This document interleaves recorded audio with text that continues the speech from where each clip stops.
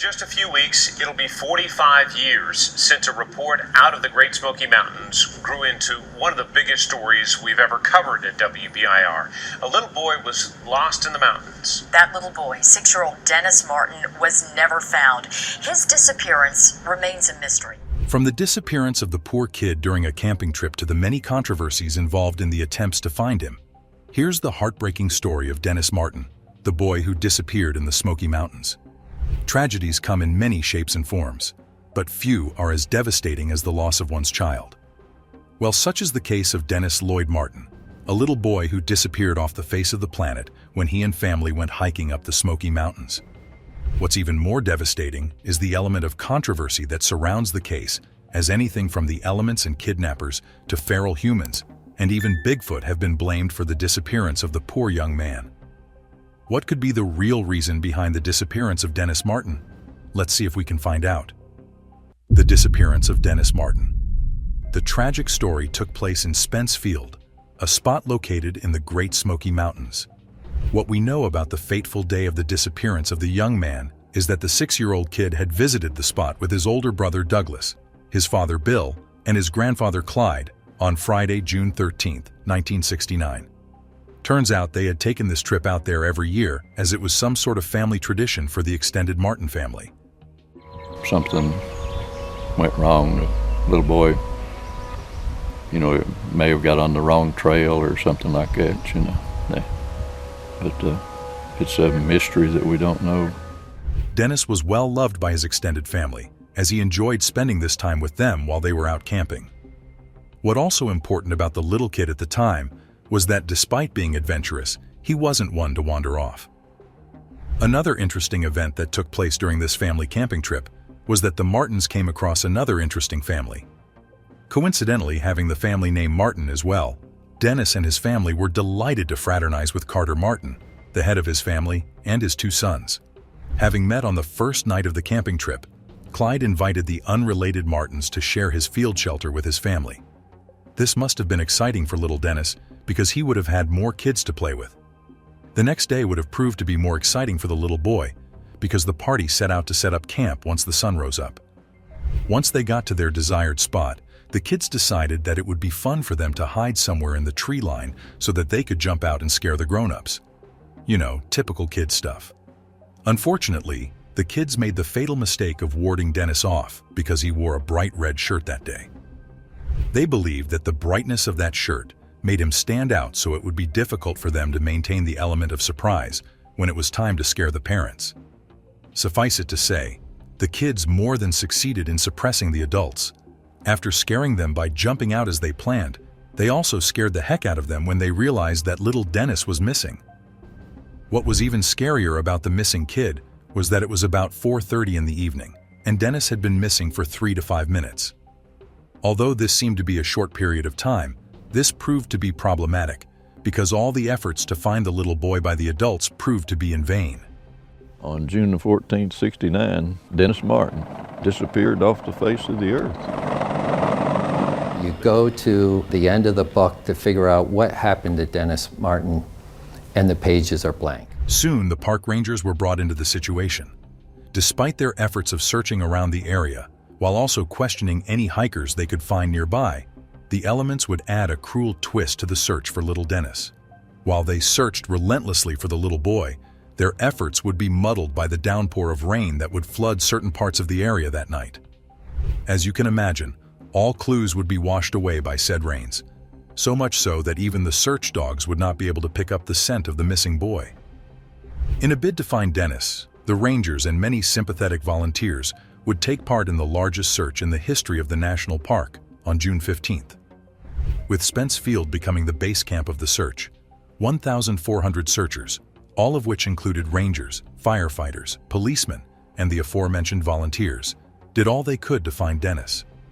Even Green Berets put in a shift to bring Dennis out of the wilderness. Alas, too many cooks are bound to ruin the stew. With so many people rummaging through the woods to find the missing little boy, their tracks proved to be more of a hindrance as they messed up any clues of the missing boy. At least temporarily, because by the 17th of June, some of these searchers found Oxford shoe footprints on a trail near West Prong. This is important because not only were they the same shoes that Dennis was wearing when he went missing, they were also about the same size as the 55-pound little boy. As you can imagine, this sparked a bit of hope for the Martin family and all those who were looking for him. What was a bit troubling about the footprints when they were picked up was that it only showed the print of the Oxford shoes. This meant that Dennis was walking around with only one of his shoes on. Perhaps realizing how dire the situation was becoming, the FBI got involved with the search for the little boy. By June 18th, the FBI was led by an agent by the name of Jim Reich, headed the day-to-day operation for the search of Dennis Martin. Unfortunately, no further developments seemed to manifest itself in the search, and by June 29th, 2 weeks after the search for Dennis, it looked as though all hope was lost. It got so dire that not only did Bill Martin suggest that psychics should be brought in to help with the search for his son, there were even talks about giving up the ghost when it came to the search for the little boy. A number of rumors are making the rounds, some of them more popular than others, most of them based on far-fetched theory. Did Dennis Martin fall off a cliff? Was he attacked by an animal? Kidnapped? Investigators followed countless leads for months. Despite the loss of enthusiasm, 3 top agents remained so that they could continue with the search for Dennis up until September. With more than 13,000 man-hours and 2,000 flight hours being used up in this search, the authorities did learn a lot about carrying out these searches. While the knowledge would be used in future search, the current officials must have been gutted because they could never find the missing little boy.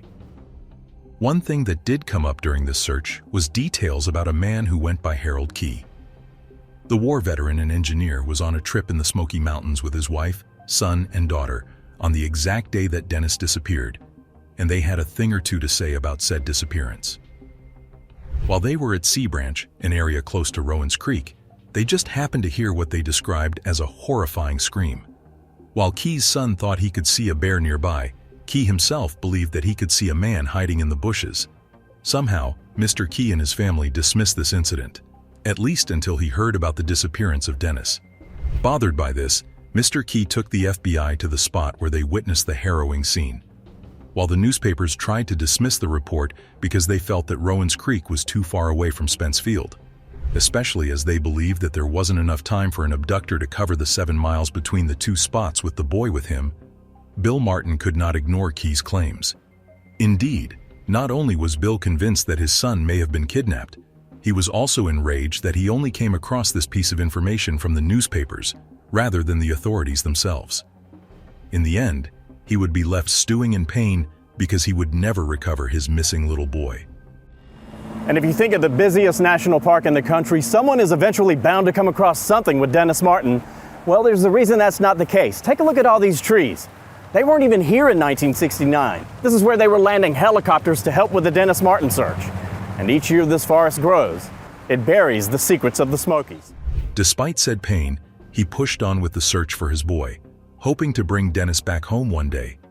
Even though the authorities did not agree with him, he just couldn't shake off the feeling that some fiend had kidnapped his son, especially after Mr. Key's account. All he had was his hopes, and even that would be dashed away over the course of time. The interviews with David Pauly-Des.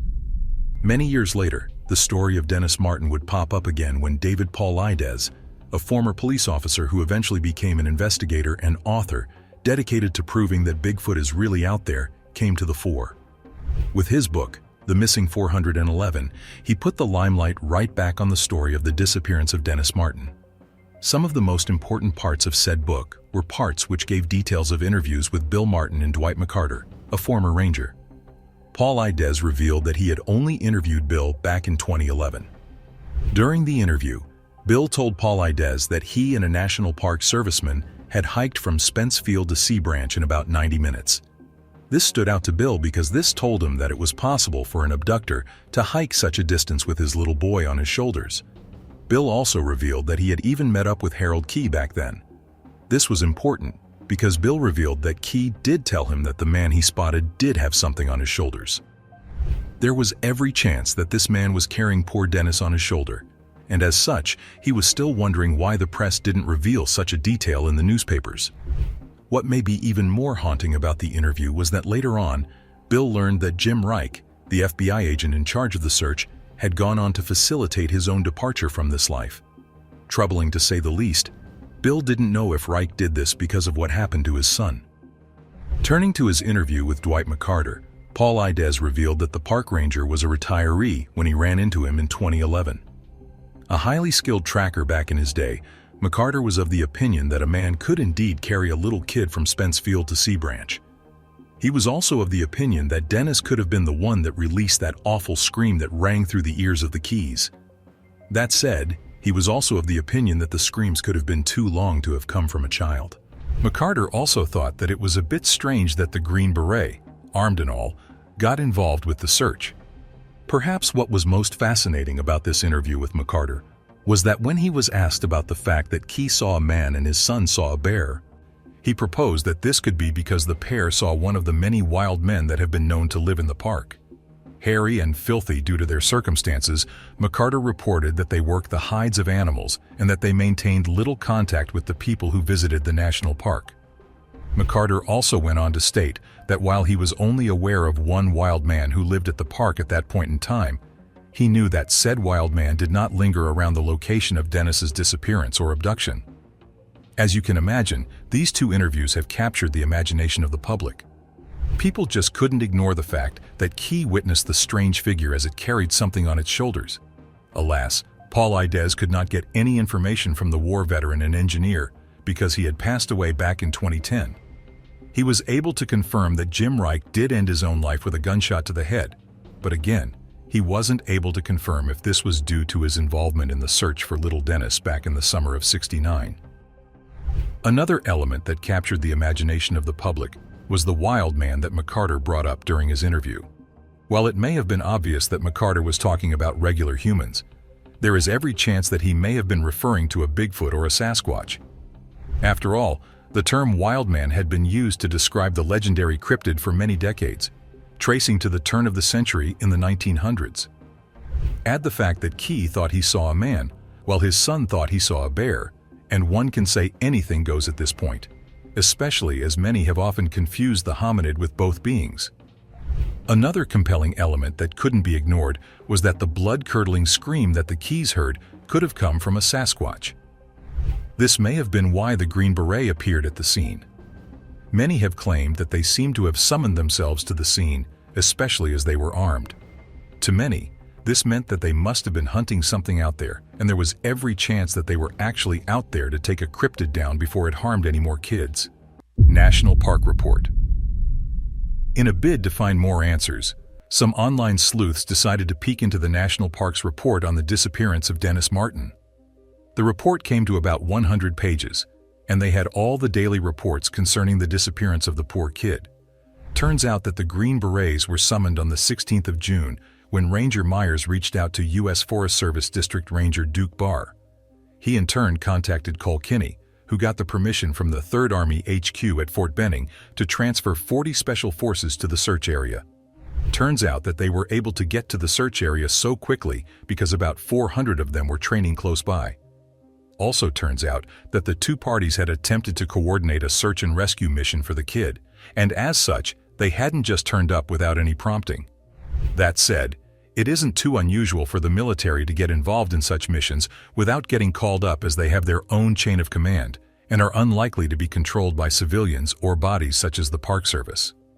Also, the claims that the Green Beret turned up armed and ready to hunt a Bigfoot down may be far-fetched, because upon looking at the images of the Green Beret during the event, it is possible that they only turned up with sidearms. That said, such a move is considered to be strange, especially as they would need their long rifles to hunt down any dangerous creatures such as bears. Turning our attention to the FBI, the reports show that Bill Martin was frustrated with them.